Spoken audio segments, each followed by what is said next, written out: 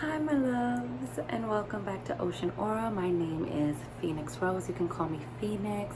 So before we get into it, as always, please like, share, and subscribe. Down below is listed all of my contact info, the prices for my personal readings, and my social media. So do please check out the description box below when you get a chance. I'm going to do a video that it was actually requested by one of my followers on Instagram. So a shout out to The Glow Life. You guys should check out her her Instagram. She's a lovely bruja, and I mean, like it says it in her description box, but I didn't even ask her. Hey girl, hi my love. And she was just so lovely and responsive and vocal about her appreciation for my hypergamy reading video. So I'm so glad that it was received well.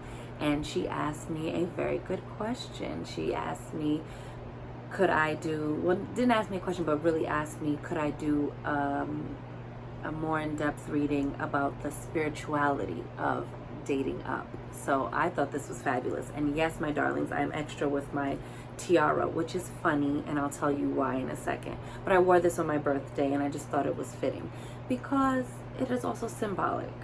I don't know why I've been saying because that way. I'm like, I usually say because, but I don't know why I'm always like because. I don't know where this came from, but I just love discovering little things about myself. Anyway, I digress. So I have my lime water here with my little sustainable straw, okay? Save the sea turtles. We're gonna get into, I feel like when people think about dating up, they automatically think that is the only criteria. Like that's the only thing on the list. Have money, be well-to-do. That is the furthest thing from the truth.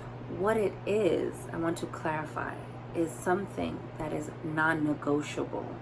Just like for men, they have a standard on their preference of looks, of being attracted to a woman, of expectations of a woman's behavior. There are things that people are going to be flexible about, and then there are things that people put on the table as non-negotiable. So just the same way people want to be like, where's the love? Well, I could say to you conversely, where's the love, right? So I would not advise a woman to get into an unhealthy, toxic relationship with someone who exempts toxic masculine behavior, right? Toxic masculinity, that machismo, degrading of women.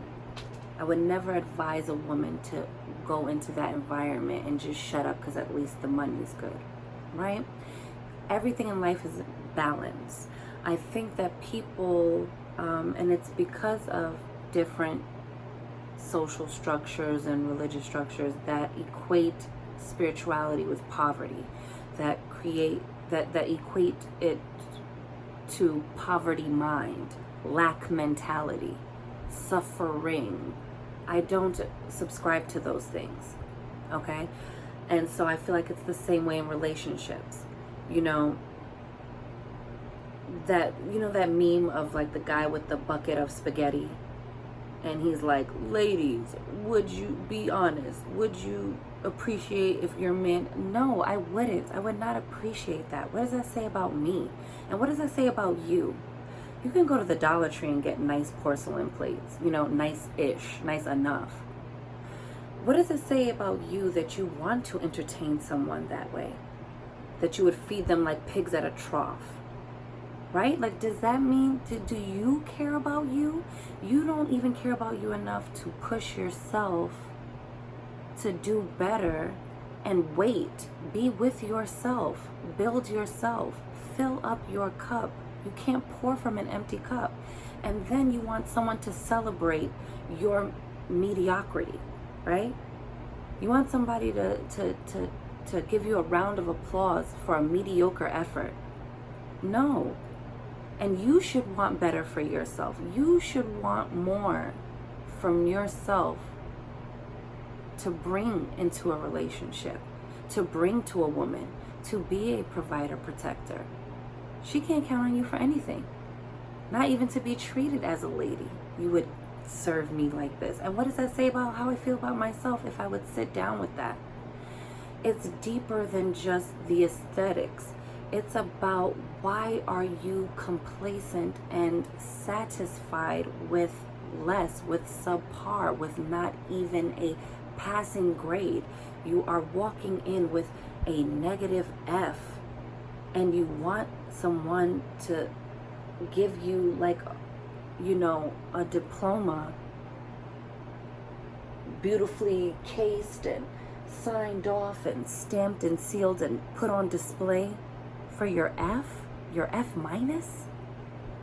Come on. It's more than just that, but that is non-negotiable. You have to love yourself first, ladies, okay? I had to say that, and it kind of sounded directed to the men, but I feel like it's important for everyone involved as well. I do not think that a man who's doing his one job, who's providing and protecting, who's whole and complete and secure in his masculinity, and is not exempting, you know, toxic behaviors, isn't lashing out because he hasn't done work on himself. He does not deserve a woman who hasn't done her work on herself, who talks to him in a degrading fashion, who disrespects him. Absolutely not. So it's a two-way street, but not on this money thing. And that is my non-negotiable thing.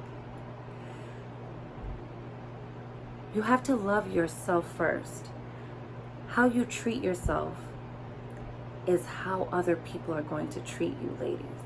How you feel about yourself shows up in all of your relationships.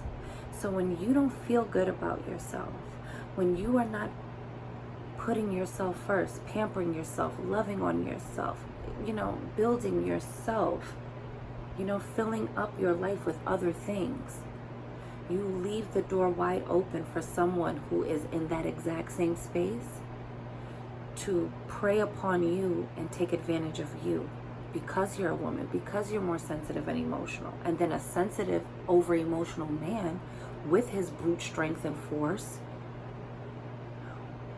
will, and his different way of loving. Men and women love differently. So these stories that you're making up for people are not their experience. But if you filled yourself up and you had standards, that's what that time alone is for. To really gauge, what do I want? What can I be flexible on? What can I, because you have to, all relationships are based in compromise, right? We gotta come to the table, we gotta compromise on some things. Not that Dusty's picnic table, okay? I'm talking about, like, think of it like business. We gotta sit down and go over the things. And everyone, even a man, should have the things that are non-negotiables in the contract. This is not up for debate. Either this stays in and you sign here or nothing, right? So it's the same way. This is how standards work. You know, how you treat yourself and how you allow others to treat you says a lot about where you are spiritually. And even if you're an atheist, I don't care. I'm talking about your relationship to yourself is a thing that is spiritual in nature, right?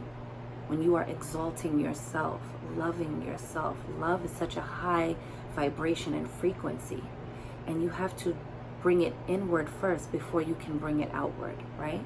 You have to have it here before you can manifest out there. So you have to believe you deserve better. Because when you allow those behaviors, it is because that's what you believe you deserve. And the only reason why you believe you deserve that is because you have no idea who you are, and you have zero relationship or an unhealthy relationship with yourself. So then how can you then go out and have a healthy relationship with someone else, right? So You know, I wrote here, what you are willing to accept is what you believe you deserve. To sum that up, the type of men you commonly attract and commonly date are in direct proportion with your mental attitude, okay? With your attunement with yourself. It's not, it is like perfect math, just about, okay? What you are surrounded by, what shows up repeatedly, are things you leave open to. It's the door you leave open, you know? You have to say enough. You have to find a way to, like I say, exalt yourself, to pull yourself out of these places and spaces. And I'm not, you know, trying to make it sound like a cakewalk, you know. If you're in an unhealthy and toxic thing, by any means, please get out. Do not do yourself a disservice and give up the rest of your life to someone who's just trying to run you into the ground, use you up, let you bob to build him up, and then peace out on you. And then you're stuck holding the bag, but not the real bag that you should have got. The bag is filled with bills and problems and babies and responsibilities that you now have to harbor and carry on your own. And even if, in the event that you are already there, every day that you wake up is an opportunity to shift that. I believe in you guys and you women to take your life back if you're not there, if you haven't done the time to really work on yourself and love yourself. You know, I'm sending you mad love and many blessings from over here. Let's keep moving on. I covered that. You know, this idea that, you know, I was just watching a show today, and this quote popped up and had absolutely nothing to do with, it had everything to do with business and nothing to do with, you know, personal relationships, but it was still applicable. It says this, you know, I'm going to reframe the question and keep the answer because it works. Why should you leave a dusty? Why should you not accept a dusty's subpar bucket of slop? I'm going to tell you why. For the same reason you leave a house that has a furnace that's leaking carbon monoxide. It's the only way to survive. You have to be ready to walk. Get up from the table. Get up. Leave the meeting. Meeting is over. There's nothing to discuss. There's no deal. You know, and then they went on to say, like, you know, they say that you can't taste it or smell it. You know, you don't even realize that it's putting you to sleep, the carbon monoxide poisoning. And it's like, but why would people know? Most people are walking through their lives half asleep. You know? It's the same way with relationships. I feel like a lot of people are on autopilot and they're just trying to do what they normally do, or they're just trying to do what they've normally seen, and they have zero time with themselves, but they just know that they have this objective to get into a relationship. But once you arrive there, like, who are you? What do you want? What don't you want? What are you willing to accept? What are you not willing to accept? What is a deal breaker? What is something that you could compromise on? All of those things you have to be assertive about. You have to already know that walking in. You know, and I'm not saying that life can't change you, or a relationship can't change you, or someone can't, you know, change your perspective. We're all constantly growing and constantly evolving. But certain things have got to be bedrock. Some things have got to be like core values that you're not going to loosen your grip on. And that has to be dating up. That has to be marrying up. That has to be, and when I say that, I mean somebody that can handle the responsibility of being with a woman. You know, it used to be like a beautiful undertaking to have a family, to have a woman. You know, it was, you know, gave men drive and purpose to go do more, be more, excel, be better. And now, men don't want to do that. They just want to sit around and do nothing. And then want you to go work a job, stand on your feet all day. My legs hurt, my feet hurt. Gotta come home with children and got the nerve to still want you to be cute. Like, listen, you know, when he gets to just jump in the shower and roll out of the door, I still have to do all of this to walk into the world. Now somebody be like, you don't have to wear makeup, but that's my choice. I can wear makeup. And even if I didn't wear makeup, I still have to. You missing a haircut is not as scrutinized as when I walk into the workplace and I didn't have enough time to do my hair. Okay? I can't just roll out of bed and go straight to work. So that's what I'm saying. I have extra steps that I have to do. You should have them too.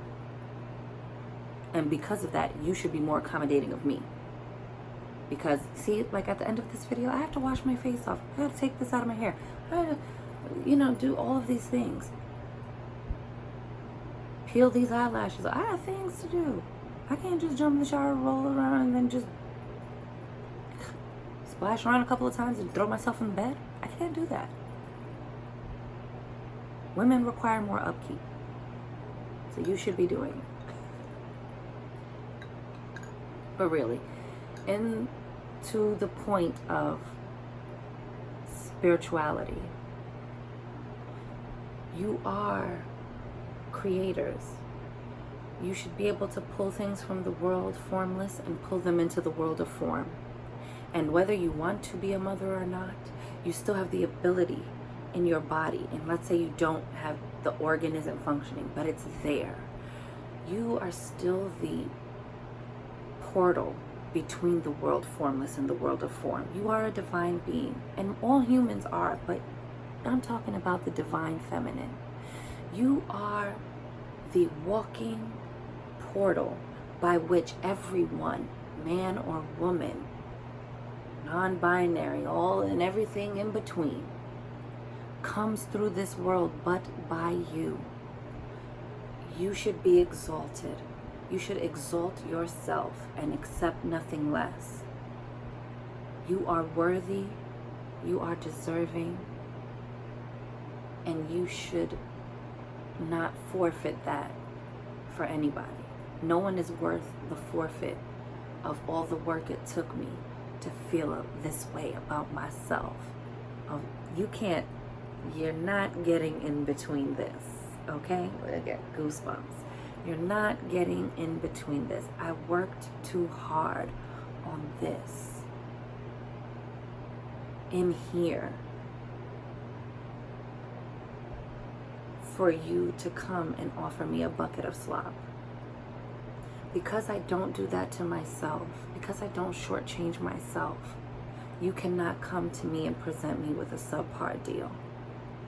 You cannot come here and expect me to celebrate a mediocre effort. You cannot come to me and expect me to sign my name on the dotted line of a mediocre life. I won't do it. And neither should you, my darlings. It is a spiritual act of self-love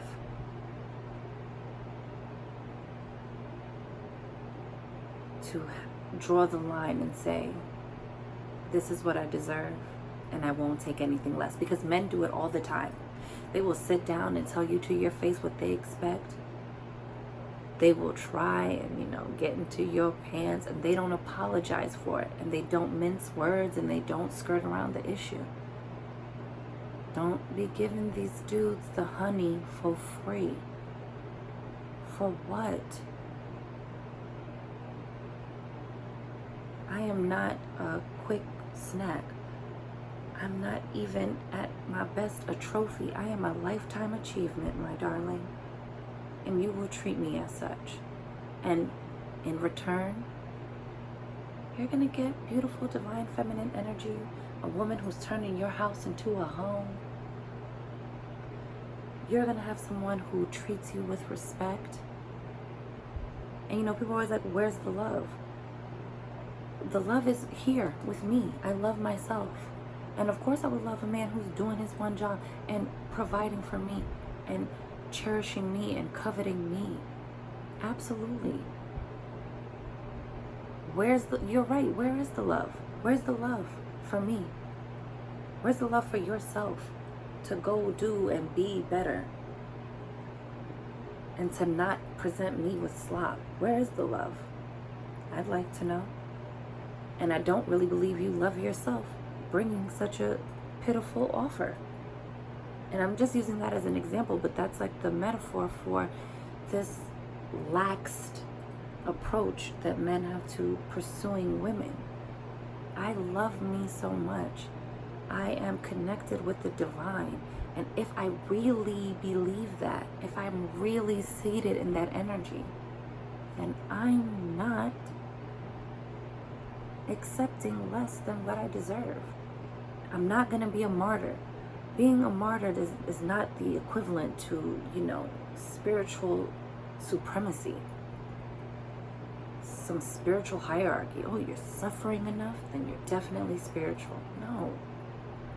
And just the same way, being all the way just materialistic is not spiritual either. So I'm talking about a healthy balance. But people think that you want these things and that is somehow separate from spirituality. And it is not. It is the ripe proof evidence of my harvest. The physical manifestation of my spirituality. When I don't accept less than I deserve, when I don't accept treatment less than I deserve,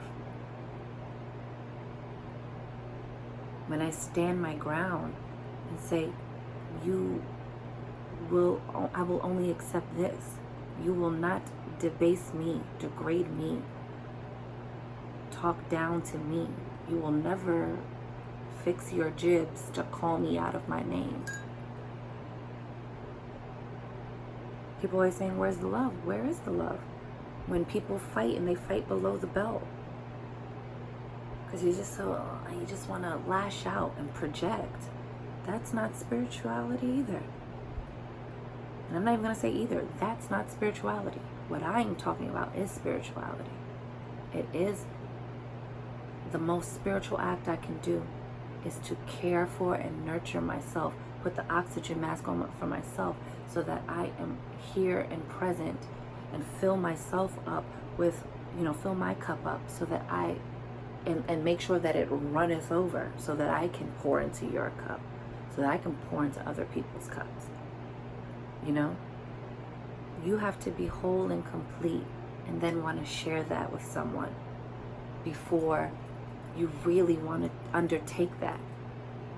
This can't be like some flippant thing you get into. A relationship, a marriage, having, someone that you're going to be bonded to for life through children.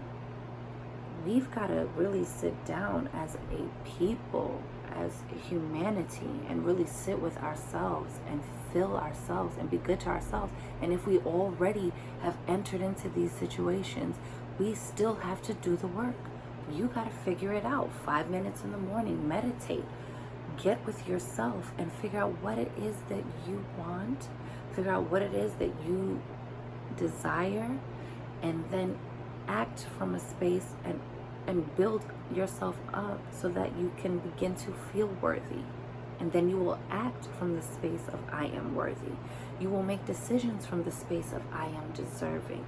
You will make decisions from the space of I am the exalted one. You will make decisions from the space of I am one with source energy. And would source energy really want for me, the highest vibration of love would want for me to be lacking, to put somebody else up who puts me down? No. So I'm going to do more of these videos and get more in depth with it. I'd like to very much again thank the Glow Life for, wanting me to do this video. It's already like 25 minutes, I know, guys, because it's so much to unpack. And so I want to do separate videos geared towards separate things. But I want you, my loves, before you even decide that you want to be in a relationship, if you're single right now, to really get with yourself, know yourself, so that way you can make your non-negotiable terms. So that way you really know what you deserve, what you are willing to accept, and so that you can walk away with ease when those things are not being offered. Nina Simone said, you gotta know when to get up from the table when love isn't being served.